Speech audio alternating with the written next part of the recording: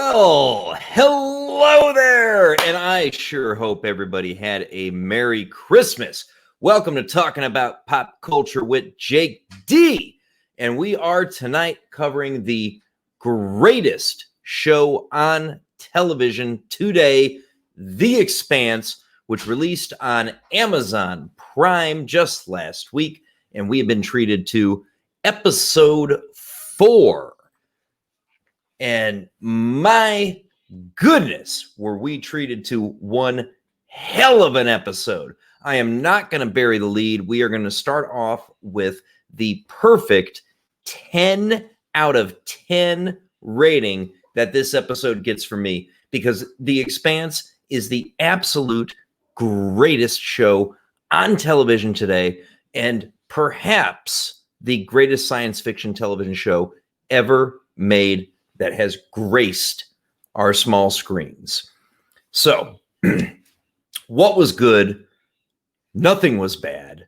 And what worked and what did we love about this show? Because The Expanse is absolutely unbelievably good.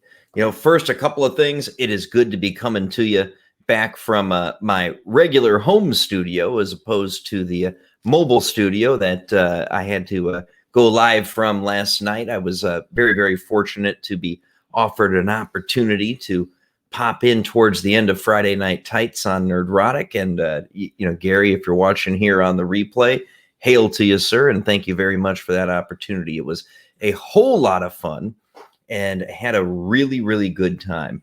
And one of the nice things about watching The Expanse for the third time today, prior to doing this live stream, was that it is so much better than some of the other programs that I have been covering. So The Stand is a show that's been done very, very well for the channel overall in terms of my reviews on it, but it's really missing. It's one that's not giving the viewer the full experience of the great story that truly is The Stand. But on the other hand, we do get the full amazing experience from The Expanse. And joining me is Draco Argentis. Mithrir, how are you, sir? Thank you for popping in today. Hello. Thank you for inviting me. How are you doing? Oh, man, I'll tell you, whenever we get the opportunity to talk about something as amazing as The Expanse, I am always doing well, my friend. That's excellent. You betcha. So where are you coming in as far as a rating for this episode, Draco? It's always been hard for me to put ratings on these things. I guess on a scale of 10, it's easily above 8, 9. Outstanding. I don't have any real any issues with it, except everything happens that I was like waiting for. That's fair. Is that a problem? No, that's is fair. That a problem? You get to see what you're looking for, and everything is excellent. Yes. And I am really harsh on giving 10s. So just to put a scale on what we're talking about. There is nothing wrong with that. So you're coming in somewhere in the 8 and 9 territory, which, I mean, that's a raving basically review. Easily it would be a 9. There's, if I were to say if I were to have any issues with this, it was that when you get right down to it, the episode feels short. But I think that's almost, for me, that's more like I want more. I want more because that happened, and then that happened, and then that happened, and then that happened, and then this thing happened, and then this thing happened, and then that's it. And yet it was almost an hour. And yet it was almost an hour long. I mean, we got like 50 minutes out of this. I mean, it was great. So let's do a quick say hey to the chat. We've got just another red shirt here with us. Hail, sir. Glad to have you. Mary G has popped into the chat. Good to see you, Mary G. Always appreciate you stopping by the channel. All right. So, yeah, Mary G has mentioned that, Marco is a fantastic villain to hate. And you know what? That's actually a really great place to start, honestly, That'll building do. off of that, because no matter how good any show is, no matter how good your heroes are, no matter how good your protagonists are, they are only able to excel to the extent that they're able to play off the antagonist. And Marco Inaros is going to be one hell of a good villain for this season of The Expanse. What are you thinking there, Draco? Very much so. A big problem in many stories that we've had to deal with lately is the villains that are some kind of barely a shadow of villains that we had in the past. I mean, sometimes you really go for the idea that your villain can be over the top, and from any measure, Marco isn't really over the top, but he's like a dreamer, right? His Yes. whole basis is the idea that he wants such a grand thing, and he is, from a sense, justified in his point of view, his world point of view. Therefore, from his point of view, he thinks he's right, and this is the only way to get what he believes he and the rest of the Belters deserve. But what he's willing to do is, I mean, how spoilers are we going? Oh, we're gonna go He's full spoilers. he's going to destroy the system if he needs to. He's Yes, going to destroy the system that birthed his very race. absolutely. And he's got goals. He has a specific plan in mind. He's got a specific way to achieve it through of course fear and the projection of power. And he is, to your point, willing to do whatever it takes. And he of course very clearly portrayed as our villain and as our antagonist for the season, but at the same time he's not necessarily wrong in some of the things that motivated him. Now his actions and where he's going with it, no. No, absolutely not, right? But Right. the motivations behind it, very legitimate grievances. And we've seen that through the first 4 episodes of The Expanse. Yes. Or 4 seasons, excuse me, not just the episodes of this season, but all 4 seasons prior. Yes. I wish I could say, I mean, it's pretty simple, is that I mean, it's not just I mean, one of the things that we can get to is it's not just that we have a bad guy, but the bad guy is connected intimately to one of our prime characters, Naomi. Yes. Naomi was originally a member of his crew. I mean, on the level, I can't remember what has been revealed in the season so far, so purists and people like Thoth who remember the books are going to not appreciate my lack of recollection, but she was involved with Marco, more than involved. They actually got together. Yes. And they have a son, and the son she left behind to stay with Marco, and now the son is inured in his world. He's a part of it. It doesn't seem like there's separation from it, except for one thing that Marco says in this episode, that apparently he did this capturing his mom and bringing him to their little fleet of ships on his own, so the boy still needs his mummy. Yes. And that's also him using his understanding of probably what'll get to the boy to manipulate him a little. Absolutely, man. Absolutely. I am so looking forward to seeing how that dynamic plays out over the course of this season. So I'm not somebody who has read the books. I'm just experiencing it through the show. So I don't know what's coming, unlike those who've been ardent fans of the book series.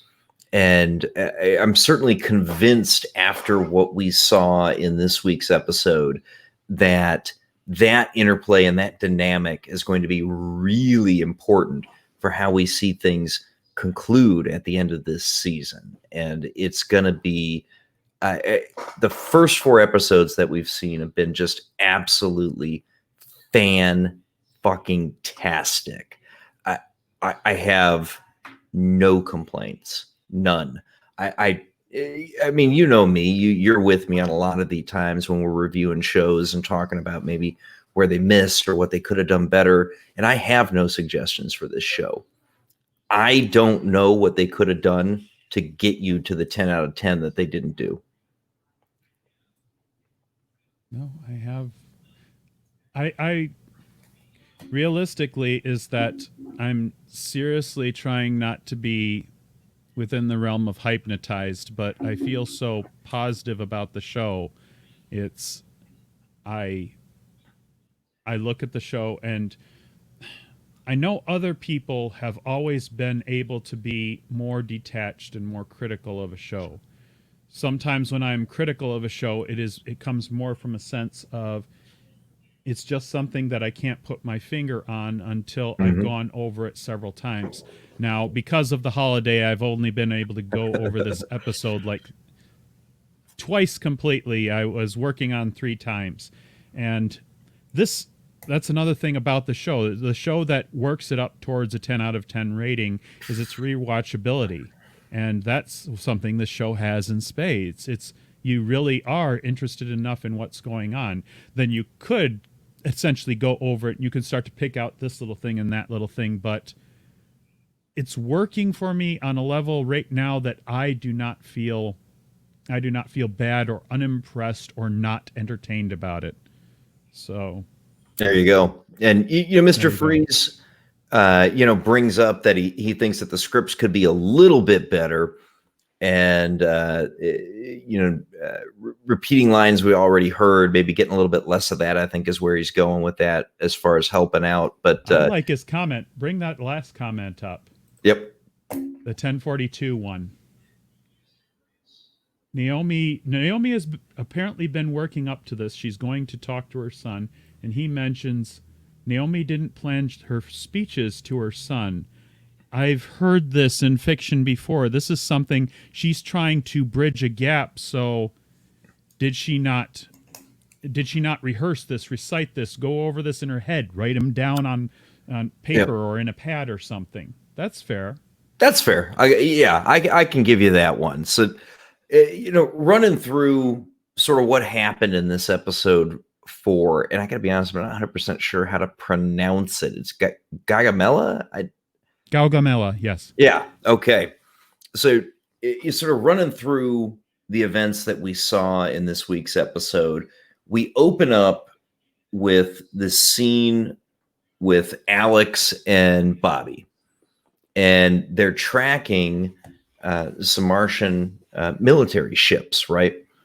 Because these are the people that are selling through the black market all this Martian military tech to the Inaros faction.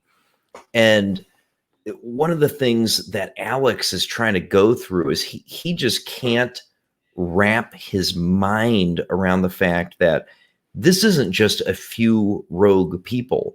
This is, huge portions of the active Martian military selling off all this gear and the things that are allowing Inaros to attack Mars and Earth, right? And to assert his power and move himself forward.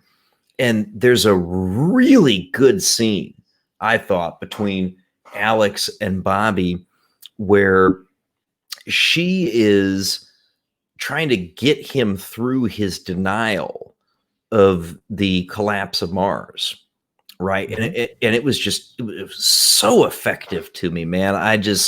And you finally get something out of Bobby's arc from season 4, right? It's really starting to matter now. Yes. Alex didn't get to directly feel what was going on his home world. He's been disconnected from it all this time. All the time that we've known him, he's been a Martian by connection, not by contact. But Yes. Bobby has dealt directly, especially last season, with the effect that the ring gates had on Mars and several things that are going on in Mars that are going to bring up story beats in this and further seasons. Now, it's this interesting dynamic because Alex was trying so hard to like touch base with Bobby because of their shared connection. And it wasn't until the end of last episode we finally get some sort of closure. And now they're continuing that forward because now they're going to research what Bobby has been leading to, what she's found out is going on. But Mhm. more than that, she's now also addressing this sort of beat of how Alex is not understanding, but she is the Yeah. one who's had the visibility, and now she's going to give him a little assistance in coming to terms with where he is. Yeah. Yeah. And he doesn't want to believe his own eyes, right? And I feel like he's getting there in that scene, but it's so hard for him because he's got this sort of idealized vision of what the MCRN is, and seeing what it's become versus what it was when he was a part of the Martian military. I mean, I get it, right? It hits to your core when you've got this vision of who you were, and what this organization was and its ideals, and to learn Yep. how it's fallen. I mean, that's a hard pill to swallow. Very. It's not something easily. It's not something easily wrap your head around. At this point, you could say you could write this story one of several ways because, I mean, we've got a certain idea of Alex, but we might not have Alex for very much longer for real world reasons. But Yeah. it's going to be interesting playing forward, and it's going to be interesting playing into that because you saw how into it Alex was when he was in there listening to that admiral give his speech before at Yep. the whatever you want to call it, the war college or whatnot. How he almost felt like he was in his right place there, but it's an entirely different thing that is going on, and Yes. he's got to come to terms with it more than anyone, and he's with the ideal person to both help and come to terms with it. Yeah, absolutely. So, Mary G, a very good question that we will get into a little bit later in the stream. I want to hit a couple other points before we get to that question, but it's a good one and an important question. So, all right. Rahesh, thank you for coming, man. Definitely love our fans in the UK. We're glad to see you here. And thank you, man. That last night on FNT, that was really fun. So that was Yes. a great time. But Much like our shared friend Ginger, I was doing stupid things like family stuff last night, and wow. I missed your Friday Night Tights premiere, at least first run. It was a lot of fun, man. I certainly hope to get the opportunity again, but it was an absolute honor to be among the first members on the show. That's for dang sure. But so there was a scene in here that I have to admit was a little bit it caught me a bit off guard, and I don't know how I feel about it or not. And that was, the next sequence that we get to, which was Amos's visit to see Clarissa Mao. And we got, I'm not sure what that is building to and what the relevance of it was. And maybe that's because I haven't read the books, but I don't remember Amos connecting with her in any way when we had the storyline with her trying to commit the terrorism at the ring and everything. So that one caught me a little unprepared. Is there something I'm not remembering on that, or uh, And to be honest with you, I didn't know there was a connection that much either. The only connection that I am feeling right now is that Amos has lost the main connection, his sort of stepmother on Earth. Yes. I don't think there's any sense that he's lost any connection with Naomi, but it seems to be something similar along those lines, that he tends to involve. He tends to form these connections, at least with, especially not trying to put this in any sexual way, but he makes these connections with certain females in his life, and it's females who have similar, what would you Brutality. call it, levels of brutality in their life. That's probably not far off. The idea that his mother helped him get through and become what he needed to be to survive. On some level, I think that's, although I didn't see that many examples of it, I can see that sort of sense of, it's probably something that Naomi had that was similar to him, and that's why they share this brother-sister thing. It's something that could still be spoke on further in further stories, or by someone who knows more of what went on in the books. But That's fair. I did not get it either, but it's almost like I'm actually not remembering from Clarissa's storyline his connection either. I thought it was interesting that he went there and that he had to see her and that he took that opportunity, but I don't recall a solid connection either. Only the sense that she also was affected by this. She also did things. I mean, I didn't even think that he would see that connection in her from just the point of view of, well, she was from this family. She was one of the Maos. She was Julie's sister. I'm going to forget his name.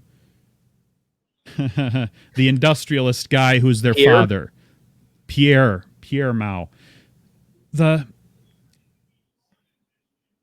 Because part of the interesting thing is she was such a complex and unexpected character in season 3.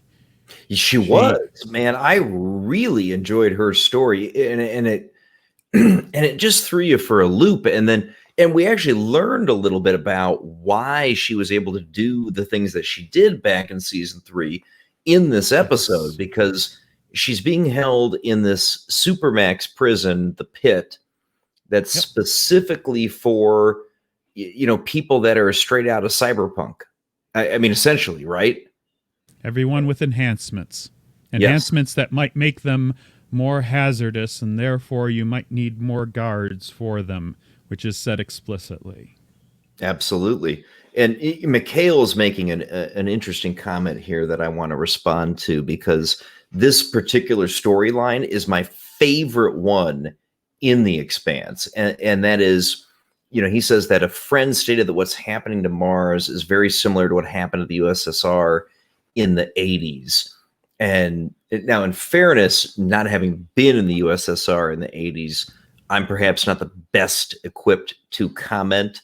However, my understanding of what collapsed there economically and socially, it's, while not as extreme as what we're seeing in Mars, certainly analogous. I would agree with that. And that is, for me, it's the most interesting storyline that we've been experiencing through season 4 and even now into season 5. I've got a background. I've got a couple of, I like to joke and say I've got a couple of BAs and BSing, and that is, I did my undergrad work in history and poli-sci, specifically 20th century. So it's so these are things that interest me.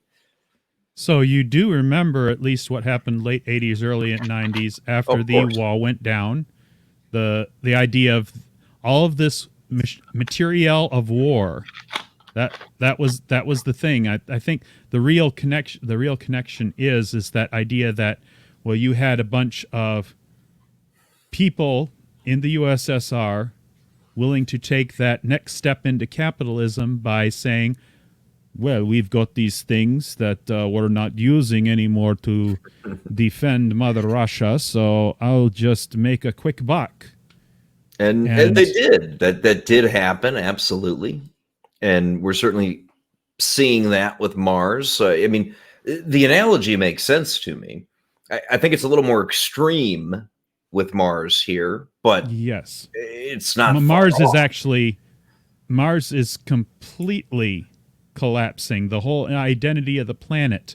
There was a very necessary thing to Mars, that Mars was started on the dream of making the planet livable for humans, to do Yeah. whatever was necessary to terraform the world, and all of that was placed behind the ball as far as the military role of the planet, Yes. because Earth was constantly putting the stress on them, and they would retask terraforming spending to military spending.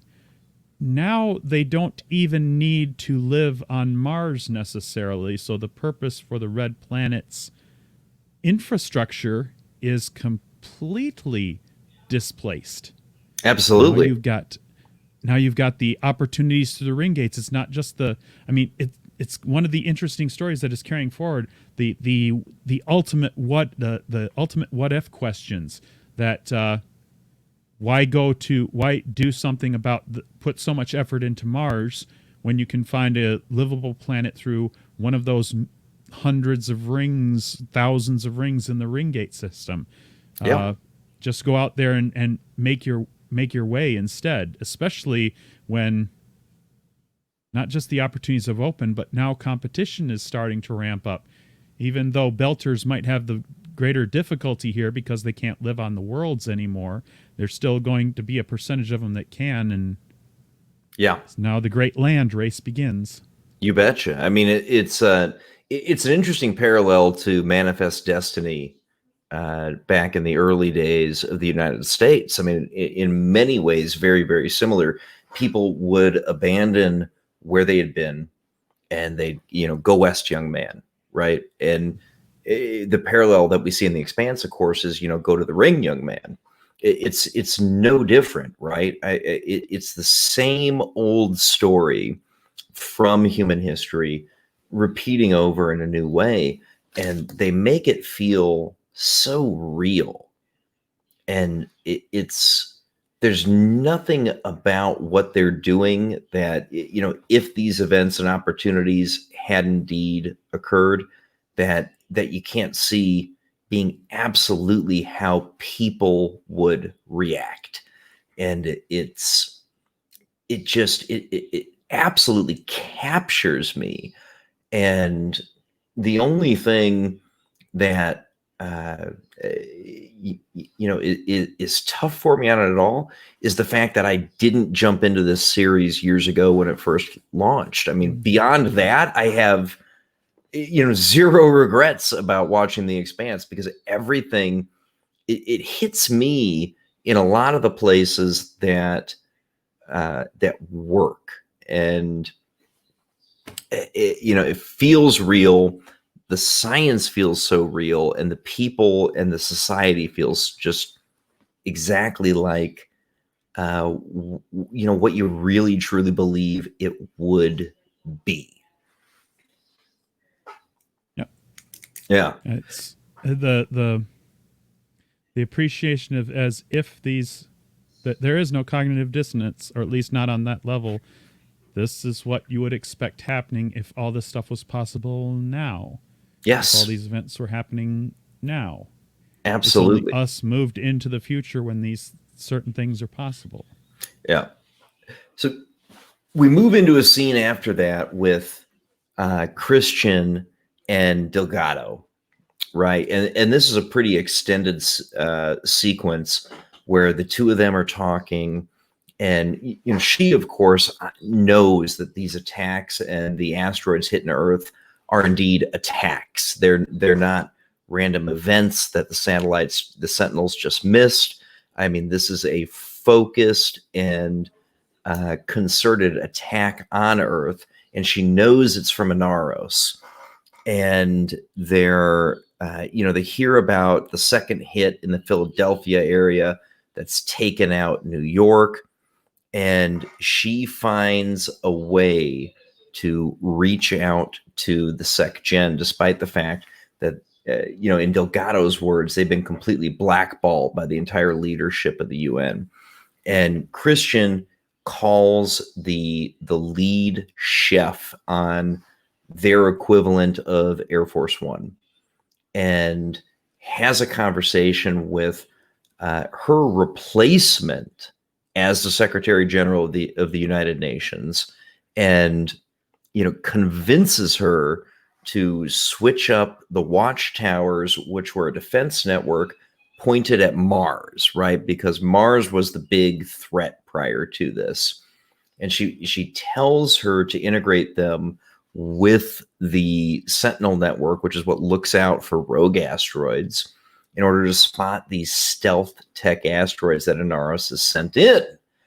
And I mean, I loved this entire sequence, and it's in the middle of the episode, and yet you get just a huge shock and a shakeup to the political world of the Expanse, because after her taking Avasarala's advice and adjusting the defenses of Earth, the Secretary General dies because yet another asteroid is hit and the shockwave takes her out. I mean, for me, so powerful, right?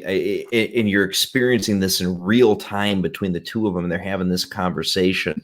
And both of these people, despite the fact that they fucking hate each other, are trying to work together to save Earth. And just brilliance, the whole scene. I mean, there was one I want before we move too far away from it, because it immediately preceded that. The next rock that hit also, that was something that there was a sudden, while Amos was talking to Christina Mao. What's her name? I'm getting her name wrong. Clarissa Mao? Clarissa Mao. Yeah. When they were talking, suddenly there's a lockdown, and the thing is that immediately before the ending of their scene, there's a great big boom. The subunit that they're in is cracked by the event. So the thing is that this is one of the excellent things of this episode, the one that tilts it toward 10. Before you even finish that scene, which is the last scene in the episode we get to see Amos in, he's several levels down. Yes. In a hypermax prison, and a rock hits, knocks out the power, damages the prison. He's in the middle of this thing. Not to mention, he's not Amos specifically. He's on Earth under these false credentials, as we found out. He's in a prison right now, and now he's stuck down there because of the most recent rock that hit. This was one of the things I was wondering if they were going to touch on, since he's there when the attack begins. Yeah. He's kind of in hot water. A little bit. That's the closure. That's the closure for this episode of Amos. And I'm going like, now what? Then you get on. I'm sorry to take that back, but I did not want to leave, because that's one of the things that definitely ups it for this episode. Oh yeah. This one puts you on a lot of, I mean, we are not going to see Bobby. We're not going to see Bobby and Alex either. They find out that this is happening to Earth, and it's like there's a moment shared where they realize shit is going down, and that's where you're left with them. They're still tasked on finding their MCR and cruiser that's involved in these shipping things, but you don't know what they're thinking. I mean, they've got to carry on with their mission, but suddenly shit is going down on Earth. Amos is in the bowels of the Earth when the Earth is suddenly rocked by a rock, and now you don't know what's going to happen to him. This is just excellent, like putting this on there, stacking these things up, saying, here comes the next thing. Want to know what happens? Later. Do you want to know more? Yeah, I used that one. Oh, it was a good video, by the way. I liked that, man. I liked that. Thank you. My version of a tease. But yes, to bring us up to date, what you brought in, because I veered left and backed up. So, I mean, that whole scene is excellent, and this is one of the things is that we love those moments where Avasarala just gets to be the ultimate Avasarala. She is just Yes. she is handing out orders. She doesn't even have the power that she once had. She's handing out orders. She's trying to get information. She's trying to bring all the resources that are at her limited scope together to her. They find out she and the admiral find out I was going to go there because I had all the names in front of me when I did the Delgado. Admiral Delgado. They're in the room. They found out they're functionally everybody who would be able to make a decision that is on UN-1 is not picking up their calls, is not talking to them.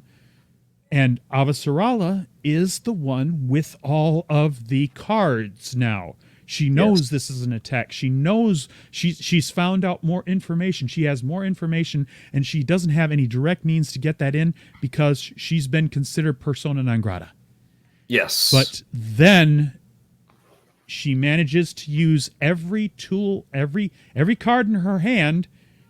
She pulls out the 5 or the 2 or whatever, and she calls the chef. The chef. She is the kind of person that she would know everybody that works there, but he's not a person in influence of power. He's just the chef on UN-1. So she's got a relationship with him. He takes his comm device and leaves it on the tea tray that he brings in, and gets her in touch with Avasarala gets to. And I mean, this is not to mention. She uses it to her best advantage. She blurts out the information right there.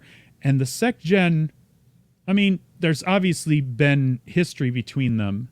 Yes. But under these circumstances, I mean, this is one of the things about the Sec Gen that we're not going to be able to explore much further. I mean, well, it's possible that she could have somehow survived, but realistically, we saw the wing fly off the plane. It does not look good for UN-1 and its entourage. And we do find out later in the episode that they don't even know who the fuck's in charge of the UN anymore. Yep. As far as they're concerned, no one, there is no structure. There is no knowing who is going to be in charge. So as far as we're concerned, yeah, they're wiped off the board. But she does manage I mean, this is excellently written, excellently directed, excellently edited. You find out just at the end, she manages to get, well, I'm saying this, but that she tells him right now, don't question, don't do anything, but get the message out, retask those satellites. Yes. Retask those satellites and do something about it because...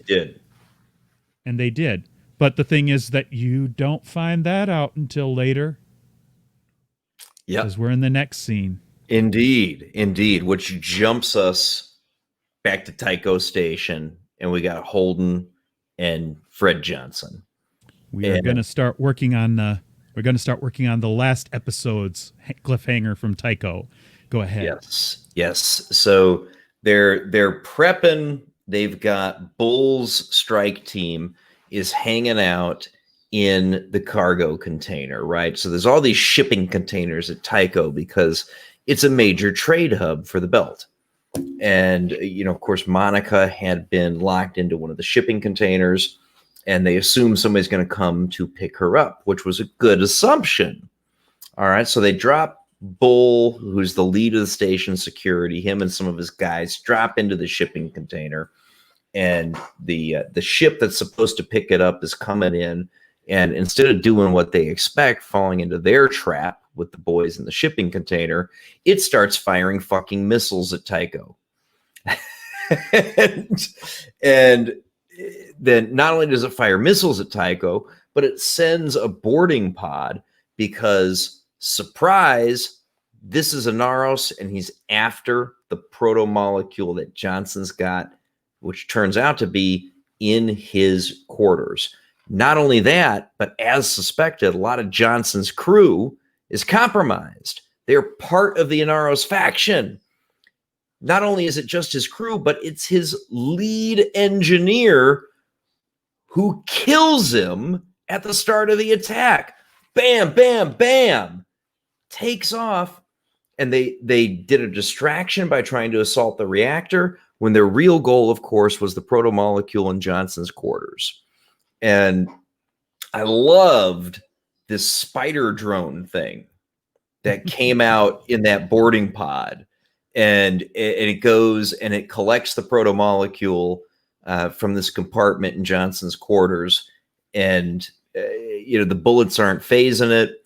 Holden almost manages to slow it up, but the damn thing, after he jabs that piece of metal in there to stop its gears, it picks up one of its arms that isn't tied up by that piece of metal and knocks Holden off of him. And they end up capturing the chief engineer who helped architect this entire attack and this betrayal. And Monica does not get jerked away like she had planned, but the proto-molecule is gone, and it is now in the possession of Marco Inaros. That whole sequence is probably about a quarter of the episode. The effects looked great. The scoring was perfect. And just the rapid fire of the various levels of the betrayal within Tycho Station, just masterful. Yep. It was excellent. I mean, this was action sequence. This was the action sequence of the episode. Not to mention, it's built up by that suspense and continues to be excellent writing, or at least the subjects. The subjects. Several things happen. First, you have the ship arrives. The ship is obviously some things going on with it after a few steps into the sequence, and this is when Holden is the one that calls out. Holden notices them opening up a door, and that's when he knows something is wrong, and he yells at the ops chief, the guy from what movie was that? Con Air. From Con Air, the the agent that got on the plane from Con Air. I think it was. Yeah, the character in the show is Bull. His name was Bull. Bull. What a good name for a security chief, Bull. Yeah. Tells them to get out of there because he knows it's a trap. They just managed to get out in time, but it blows up the station. Meanwhile, that whole thing about the reactor, they're scramming it so they can't do anything about it because they're in a shutdown sequence, and they managed to get the robot on. The robot is not able to be easily stopped. I mean, I'm thinking, robot, I loved it. All the details, because it even had like a corporate insignia on it, and I'm going like, if that insignia was actually attached to something, they could sell some stuff, because obviously that's not a robot that's easily stopped. Haha! Would you like to buy some of these? Do you want to buy more? Yeah. And then, oh man, that part that they gave to the chief engineer, Bahia Watson, Sakai. Oh man, she shot Fred. Fred didn't die immediately. That was how Holden knew to get to his quarters. Yes, because he lets him know he was actually trying to eject it or something, and it failed. Yes, and then he says that where it is, he mentions it as he's, because one little side note, because I don't know why I found this, but it's really bad to be bleeding in 0G. It's much better to be bleeding in gravity, because our bodies can actually do something about it. In 0G, it's a very, very bad thing. So he's bleeding out. Meanwhile, his one of his second crew is getting in there as Sakai has gone down to the quarters with a few other members of the group that have been co-opted by Marcus ideals and helping him get the proto-molecule off of the station. But that's when you actually get maybe the closest thing to dissonance would be that they manage the Oh, you just mentioned her, Monica. You just mentioned Yeah, how Monica, the Monica was reporter. actually in there when the breaching pod makes it down there. She's actually in his quarters, I guess, or something like that. She's She there for the was. event.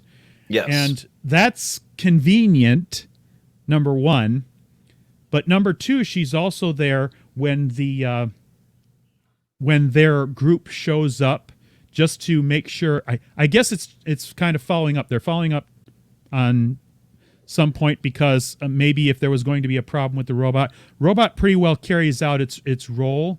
But when they get there, Monica is there. Holden eventually shows up, but Sakai lets the breaching pod go once the robot has the material. Meanwhile, Monica is like the only one. She's going to be captured, and Sakai was going to take them with her. But after the breaching pod lets go, Monica is actually there. The convenience sort of pays off because with the breaching pod gone, it's venting his quarters. Yes, and I of mean, course you got to action seal sequence. that. You got to seal that. Yep. So they bring the door down. She helps Holden get back inside, and then you get this. You get this sequence, this job from Sakai, where she's just going like, "Too bad, so sad, you lose." It's like, oh shit. And the thing is, it's like, it's a little bit childish, but it's so like, she's really like needling them because they couldn't do anything to it, and it's just like, oh. And this is just another thing about this episode. It just says there's nothing that they can do at this point. They try their best. Marco and all of the individual pieces he set on the board, he's playing out his gambit right now. This is his game. Yes. Wait a minute. Hang on a second. So you're telling me that you can have a show that on television that people are going to like, where the protagonists don't always win in every episode? And that works? Yes. Oh. Yes. I mean, that's part of what makes it so goddamn good. Yeah. Yeah. Yeah. yeah. That's all I have to say. Yeah. It's yes. In this case, these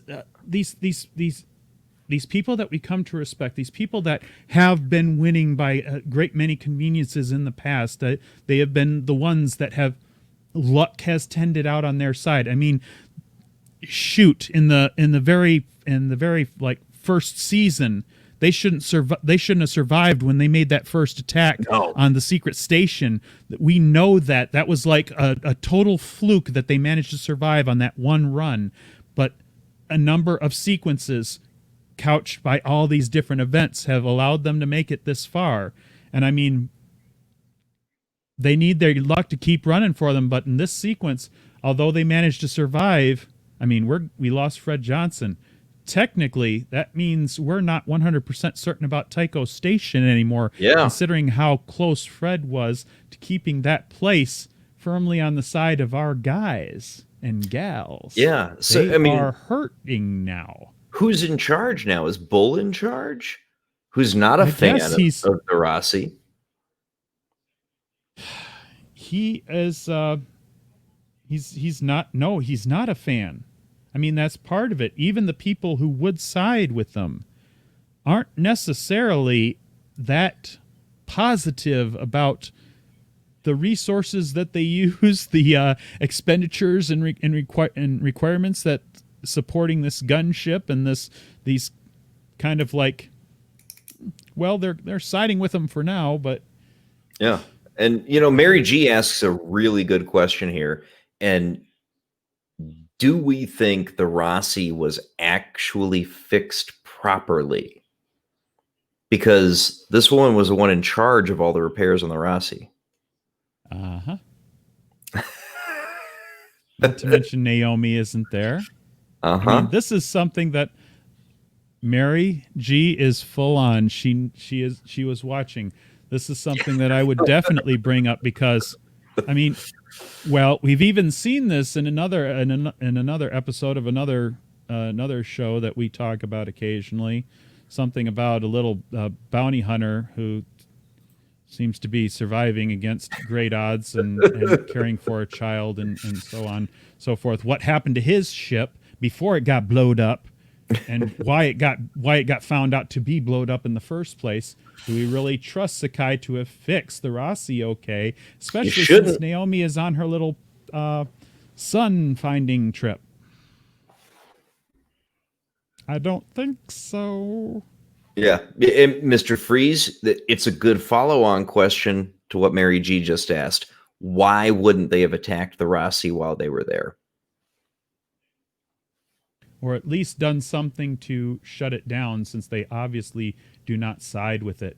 That's a good plot hole right there. See?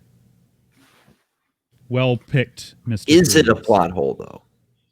It's... Well, the thing is that because they are still actionable. The thing is that there was no telling that Holden would have gotten down to do anything. Essentially, the Rossi is a critical asset to this particular faction of the Outer Planets, the OPA, whatever you want to call Fred Johnson's particular variety of it. He's been supporting them pretty consistently, and they are almost his right hand, his gun arm. They are the ones that have been carrying out many of these things. They side as OPA in part of this, but I think if they didn't at least have some kind of plan to render them as a non-quantity, you'd want to make certain that they weren't going to be a factor that could eventually be used to hit you back. So, yes, I would quantify that as at least, unless the idea that Sakai did something to the Rossi to made it a non-quantity. Because right now it is a non-quantity. It can't be staffed except by crew that are not familiar with the ship. They could staff it up. Holden could fly it out there, and they could do something about it. But all of his normal crew are off on their missions.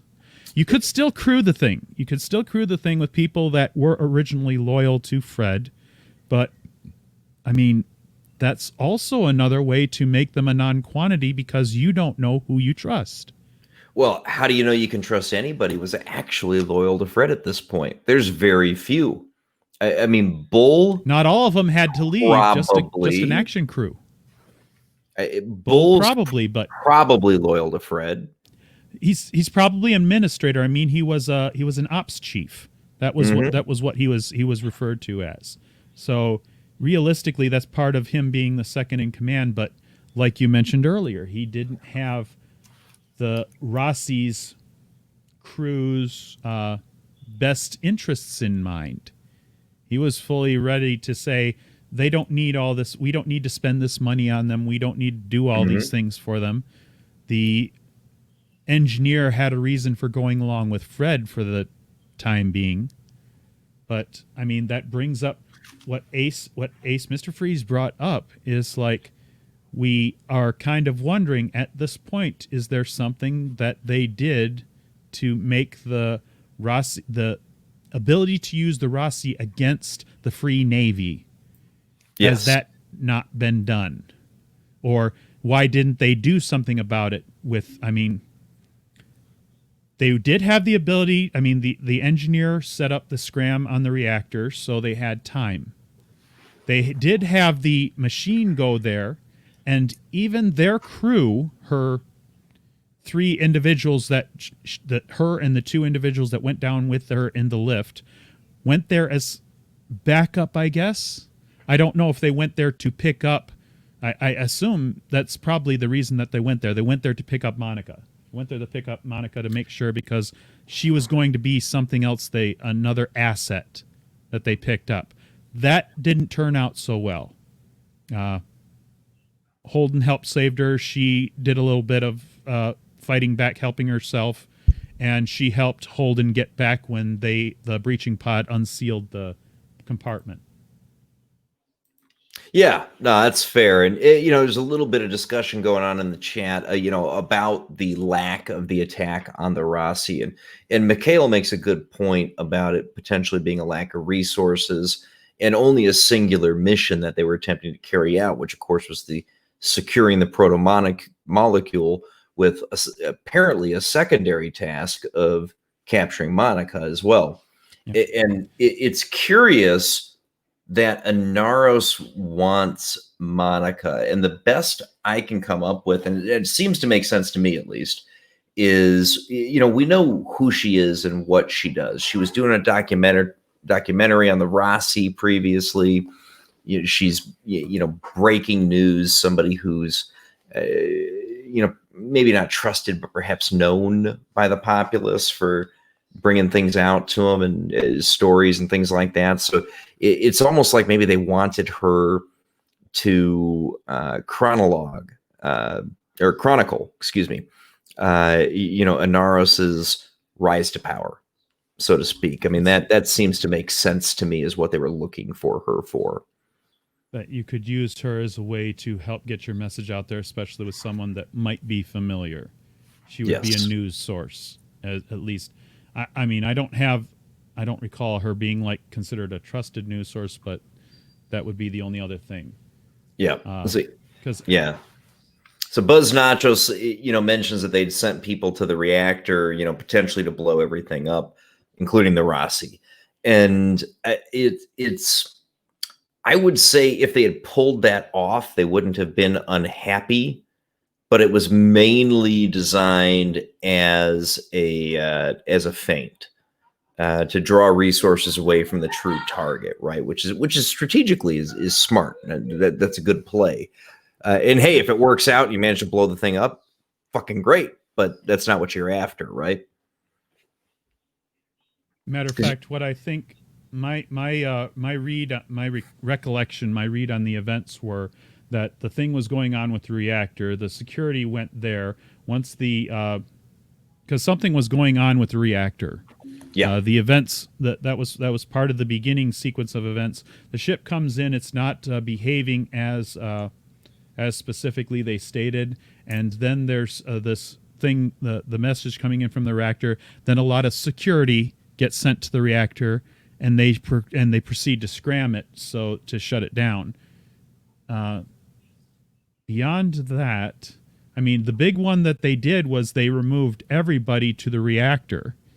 So you collected all of your security forces that were critical and you moved them away from the place where the protomolecule was being stored. They were able to do the job. If there was actually a secondary, if they were going to actually try to do a runaway, I don't know if they would have gotten away, but they definitely managed to do the feint. They managed to pull resources to a particular part of the station, and they were able to scram it, so it's not like they weren't capable of stopping the runaway reaction. Yeah, but exactly. It managed. The thing is that all she wanted to do was make sure no one was going to stop them, and Holden was, in the end, the only one that could. He had to send the one guy down to send Fred Johnson to the med bay so that they could try to save him. And then he was alone running down to Fred's quarters to head them off. Yeah. And that simply isn't enough resources. Yeah. And I'm going to miss Fred, man. I am going to miss Fred. He was a great character in this show. And I do appreciate that they are willing to, similar to early days of Game of Thrones, they've been willing to go there and take out important characters. Fred may have been a supporting character in the show, but he was really important, right? And he's somebody that we lose. The Secretary General of the United Nations, okay, minor character, but really fucking important. I don't think anybody really liked her so much, but certainly important characters get taken out. People who matter, and that's you don't have to kill everybody. Obviously, you don't need to go red wedding on everything, but a willingness to make, you know, I wouldn't say that no one's safe, because I think, your main crew, the Rossi's pretty safe. Other than Alex, of course, he's gonna have some kind of something. We know he's not in season 6, so presumably he's probably going to go out in some kind of sacrifice, getting in the way of the MCRN selling their surplus, perhaps. But that's my guess on how they're going to take him out. They'll give him a heroic exit. At least I hope. I hope they do, because I still don't know what the hell the details are of whatever it was that Cass Ambar did, but I am going to miss the character of Alex. So hopefully they give him a good, solid exit. And that's cool. I like that the Expanse is willing to go there. But we'd be remiss if we didn't discuss the end of the episode, Draco. And we get some, dysfunctional family reunion going on, of course, as Philippe's ship docks with Marco's. And then we get this speech from Marco that gets broadcast, man. And he lays it out there, right? I mean, he tells us, I'm the baddest motherfucker in the solar system. I'm in charge. Fear me. You've abused me, and you're not going to abuse my people any longer. Right? I mean, to me, that was kind of the summary of what he said. A summary of his manifesto, if you will. Yes. The inners will no longer control the will of the outer planets, and the Free Navy is going to make sure that happens. Yep. The event that happened just before this was essentially, you find out that the Watchtower satellites were retasked. They do manage to take out at least one of the upcoming rocks, and that's when. So that gets us to what, 4 left? Geez, I would have to say I'd have to go back and recount, because I don't recall how many of those were headed towards Earth. Yeah, how many of those little spots had intersected with the. I think it was 8 when Marco was looking at the trajectory, and bang, bang, bang, bang, and we had the one hit in Africa, we had the one hit in Philly. We had the one hit somewhere in sort of the India region, because we know that's where the Secretary General was when her plane got taken out. And then we had the one that was stopped at the end of the episode by the Watchtower and the Sentinels. So it should be 4 more. So they could find and defeat those, or they could miss some. We do not know, but this is when Marco and his crew find out they have managed to stop at least one of their projectiles, and he's going to. This is his opportunity to do the big bad guy speech, as you said, and it was a good one. This is where you really get to say, this is where he makes sure it's understood. He is protecting the outer planets. The Earth and Mars have no say anymore. The outer planets are in charge of the ring gate.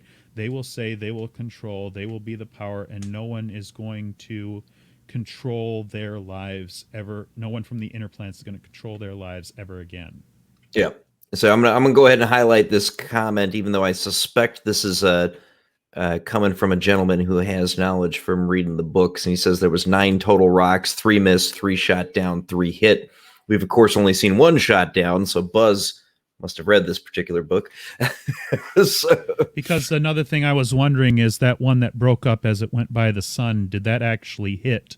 Or was that just the thing that alerted Avasarala? I think that might have been one that missed, because the OPA didn't do their rocket science very well. Well, at least not as well as they could have. And they've managed to have 8 rocks still almost made it. 3 miss. I guess they're a little off. Yeah. I mean, honestly, that's not bad. 6 out of 9, you get 2/3 would have hit. It's pretty decent. I must not have been watching the episode very closely, because Buzz Nacho did say that they mentioned it in the episode. Yeah, I didn't catch this. Mr.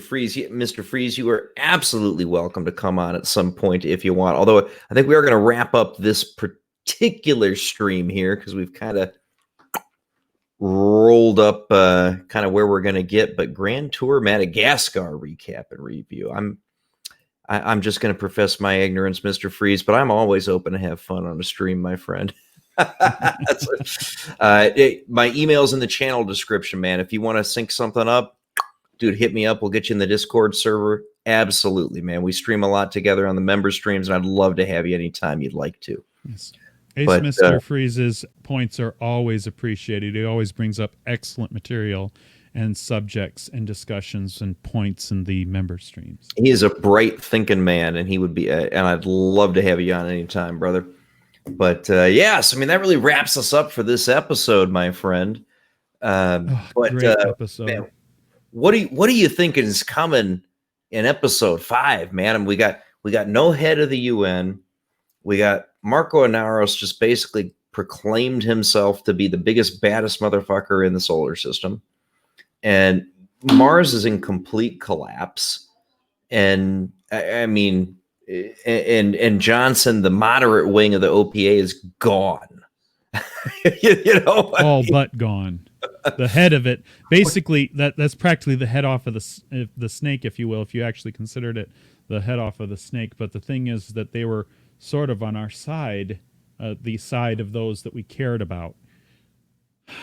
And we know that Bobby and Alex are going to continue their own investigation. We know that Amos is in a shitload of trouble with Callisto at somewhere nearer to the center of the planet than you should be when I guess when the rock hits it, being underground is one way to avoid it. Unfortunately, you might be buried. It might be a hard way to the surface. Yeah. And hey, another monster. Glad you made it, brother. And it's I can totally de-stress now that you're here, my friend. But yeah, Amos in a load of shit. He's probably buried and trapped. And with a bunch of people that he could get along with swimmingly. Oddly enough. Naomi, I wouldn't want him to whatever his name ski was, the guy that they were talking about. He's the lifer or renter. It's the guy that wouldn't leave. That Amos was commenting on when he was being let in there by the. It's funny because I just finished rewatching the episode. This is someone that could put up with Amos for a little while, as opposed to the 5 guys on the ship that we saw earlier in the season. I have a feeling he could handle Amos because there's certainly been no indication that Amos is enhanced like these guys. He's hard-ass, but he's not hardened. Exactly. All right, man. But, to wrap up again, though, I mean, for me, I'm giving this episode 10 out of 10. It was absolutely everything I want from this show. Draco, you're coming in at the 8.5, 9-ish range. I think I would solidify towards a 9. I mean, this part of that, like I said, it's so hard to get a 10 out of me because almost nothing is perfect. Almost nothing is perfect. And I mean, that's another thing, is that I would want to get other eyes on this, because sometimes I'm thinking I am not seeing it as beautiful as I thought I saw. If I were to do a hot take on it, I'd say like 4 points, 3 out of 4, it definitely makes 3. That's easier to put a number on, but it doesn't sound as fair when you give it a 75. This was definitely deserving of more. But yeah, I'd like some more. I would ask for some more points to be added on. Maybe even, I mean, obviously, what was it? Buzz Nacho mentioned about that, the details about the rocks, actually 3 missing, and I'm going like, I didn't get that. I mean, there was discussion there towards the. This is nerd stuff. There was discussion there towards the end of the episode, just before Marco makes his grand speech, and I'm surprised that I wouldn't have picked out those details. I mean, I've watched the episode 3 times now, and I didn't catch that. Well, it's entirely possible. I'm not saying I didn't miss it. I'm just, yeah. So, I don't. Okay, I don't think that's off topic, but I'm just reading a comment from Eric K about almost nothing. Now I'm like saying, what did I say? But yeah, another Stream monster. brain. Dude, I am with you 100%, my friend. Closest thing to perfect television I've ever seen. The incredible cinematography right away, and it made you pay attention. Thank Absolutely you, Buzz with you. Nacho. One of the other things that I noticed, some of the Tycho effects earlier in this season were noticeable to me as effects. Nothing like that in this episode. It looked perfect. So, and a timestamp of 30. See, now I'm going to have to go back and watch that, Buzz. But that would also be, I mean, one of the reasons that I almost nothing. Oh, Eric, that includes you. Yes, that definitely includes you.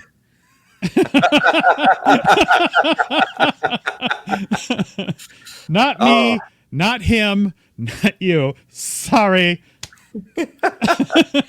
All But right. thank you, Buzz Nacho. That would make sense because that would be the point that Marco gets to make his grand speech once he knows how all of his how the table played out, to use the pool term. Indeed.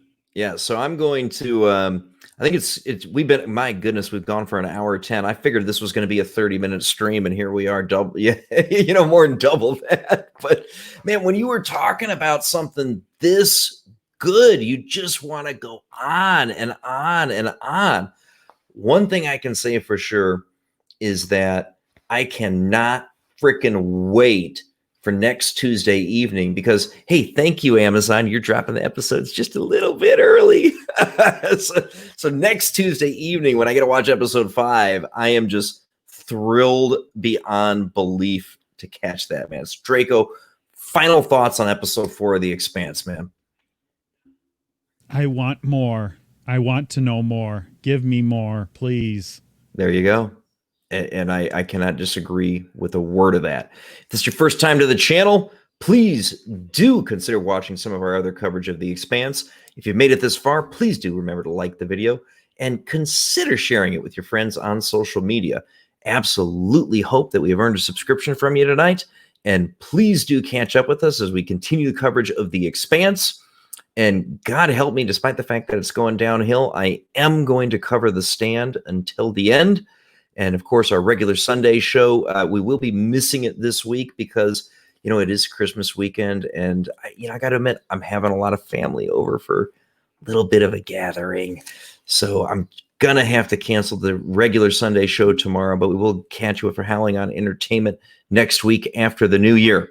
Thank you again, and we'll catch you on the next stream.